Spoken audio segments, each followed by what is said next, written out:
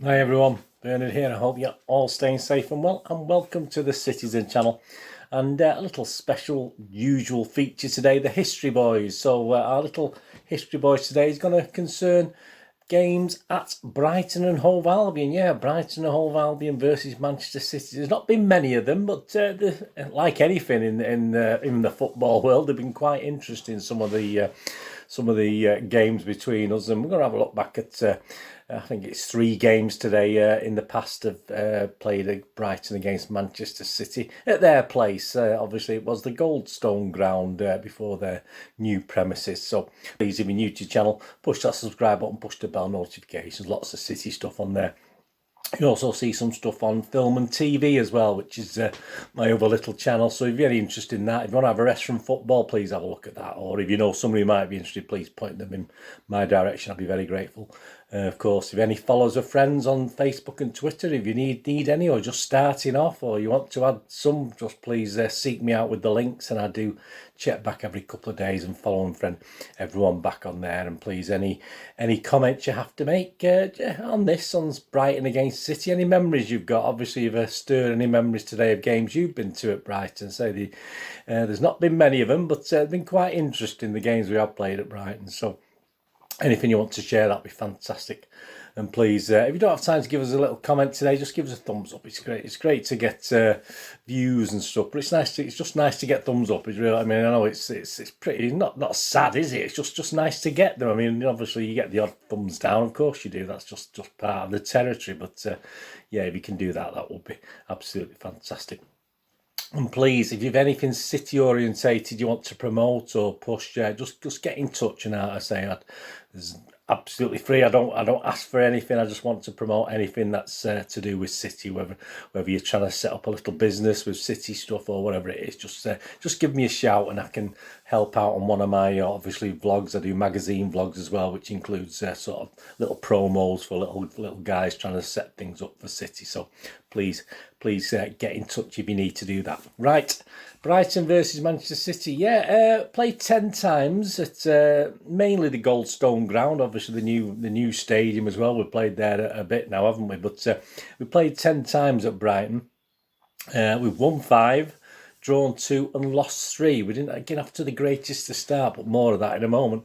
We've actually scored 18 goals and had 13 against us. That's probably helped by a certain result quite recently, wasn't it? Because we're going to go on to our biggest win, and of course our biggest win was in our delay, obviously the 1920 delayed season, wasn't it? We actually played it on the 11th of July 2020. What a funny date to play a competitive football match. I mean, I'm sure we played friendlies on the 11th of July before or around and about then, but yeah, of course it was the 11th of July 2020. Brighton 0, Manchester City 5. Yeah, an interesting game. I mean, pre-match we sat second, of course, 23 points behind runaway leaders Liverpool. That didn't last long for them, did it? As I'm recording this, we got it back. But there you go. With 5 games left, 23 points behind. I don't think we could win it. Brighton themselves weren't safe. They still had 9 points in hand on Villa and Bournemouth on the same games with 5 left to play. So they weren't safe, but it didn't look as though it'd take a minor miracle for them to be dragged back into the relegation zone. Looking at that match, just looking back at the match, it was an interesting 5th goal, wasn't it? If you remember, I mean, it's obviously there on. You can look back on YouTube and whatever. But of course, it was a Raheem Sterling hat trick, wasn't it? As I say, not the most clinical of hat tricks. We've ensured that we actually would finish second that season, 1920 season, of course, to the runaway winners Liverpool. We'd lost our 3 previous away league games, so we weren't on a very good run at the time. And it was Sterling, obviously, who inflicting most of the damage on Brighton, who managed just 3 shots with none on target during the game. So pretty comprehensive. Sterling put City ahead with a superb low finish from outside the area, collecting a Gabby Jesus flick and cutting in from the left before firing into the opposite corner of the net. Jesus had a shot deflected against the bar before he also got on the end of Rodri's knockdown from a corner to make it 2-0, and that was the score at half time. It could have been far more than that.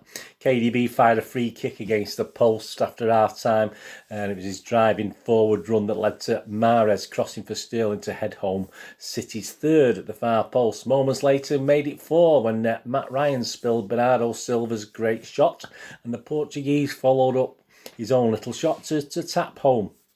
Sterling, of course, whose previous hat-tricks had come against West Ham and Italian side Atalanta, remember them, had the final word in bizarre fashion, of course. This was probably the best goal of the lot, this one, when he chased a pass into the area and saw the ball bounce off the back of his head and cross the line as it was challenged by Ryan. So it was not the most clinical and cleanest of hat-tricks, but hey, that's what it was, and yeah, Brighton were pretty much outclassed in that one.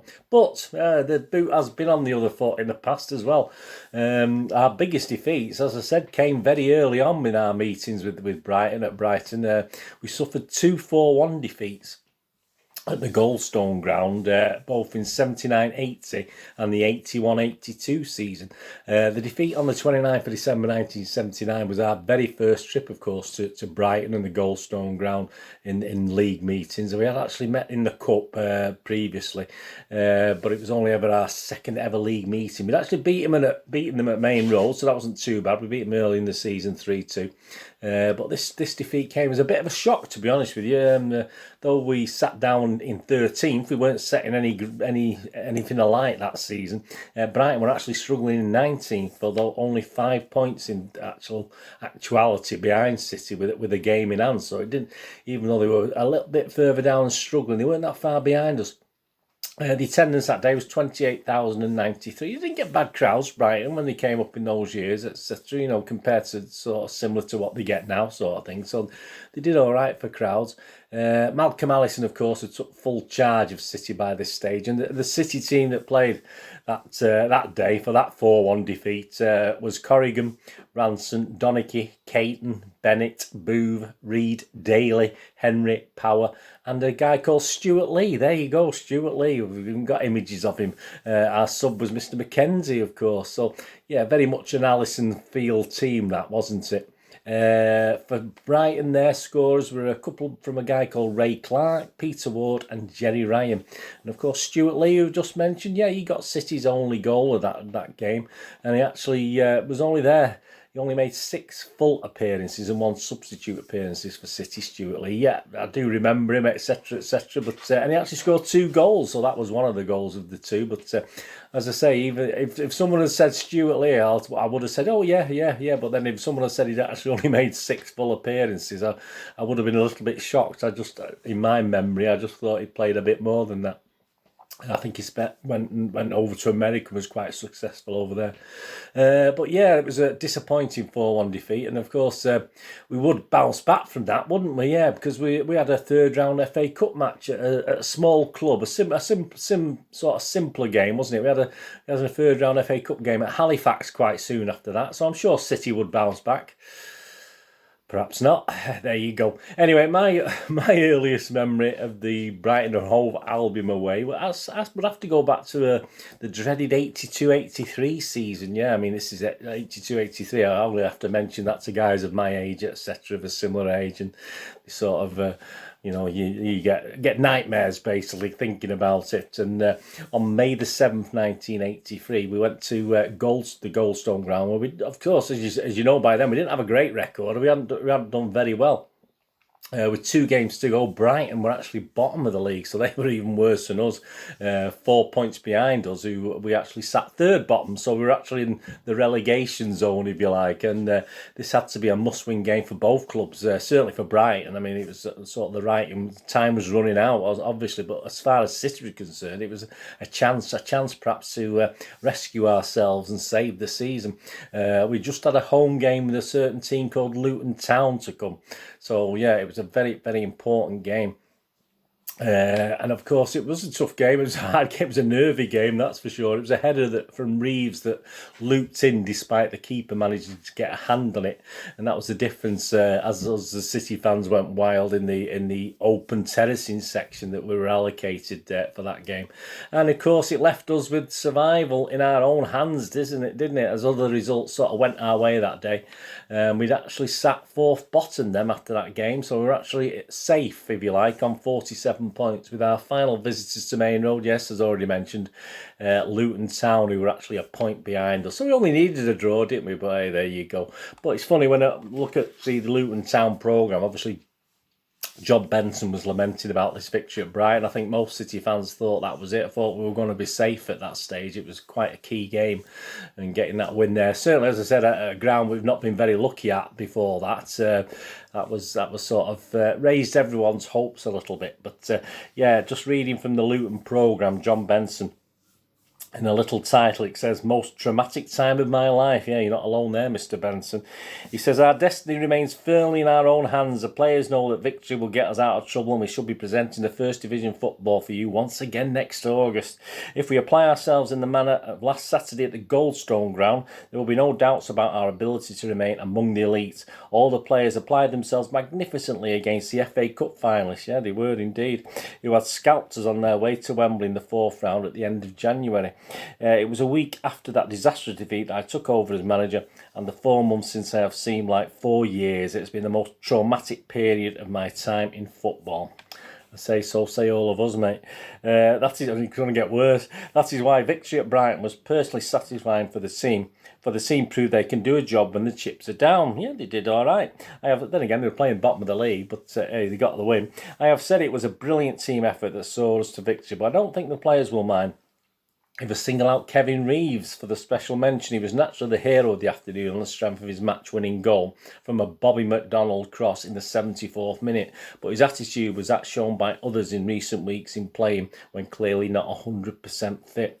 Kevin has taken a lot of criticism from the media because he's not a prolific goal scorer yet and has a £1 million price tag hung around his neck. But his colleagues at Main Road have tremendous respect for him as a first-class professional. That's probably the highest acclaim any footballer can receive. His goal in the victory at Brighton was certainly the most vital he has scored in the 3 years he has been at Main Road. I would like to think he finishes the season with at least one more this afternoon. Didn't happen. Maybe the winner even. Perhaps not. Who knows? Well, we do know, don't we? Yeah, of course, Brighton, as mentioned there, we were actually FA Cup finalists as well. They would play our lovely guys across the road, weren't they? But they were actually losing a replay to United. Well, in the replay, it was sort of more one-sided, wasn't it? But they were so close to victory, wasn't it? In the very first game, it was 2-2 when a certain Mick Robinson, an ex-City player, fed Mr. Smith, a future City player, in that final minute, only to see the ball get stuck between Bailey's legs as he shot for goal. So it could have so easily been a 3-2 Brighton win, which would have been good for them. But of course, they lost that on the replay. They got well hammered in the replay of that game, and of course. This defeat to City had sealed their relegation as well, so it wasn't the greatest memories for Brighton that season, and it ended up a week later. Not the greatest memories for us City fans either. Anyway, there you go. We hope you enjoyed that little History Boys feature on some previous meetings between Brighton and Hove Albion and Manchester City. Whatever you do with the rest of the day, have a great one. Look after yourselves, look after your friends, look after your families. More importantly, let's all look after each other. Till we meet here again on the Citizen channel, or perhaps have a flit across, have a look at my film and TV channel. All I ever say is just please stay safe, everyone. Come on, City. Thanks for watching. Bye-bye.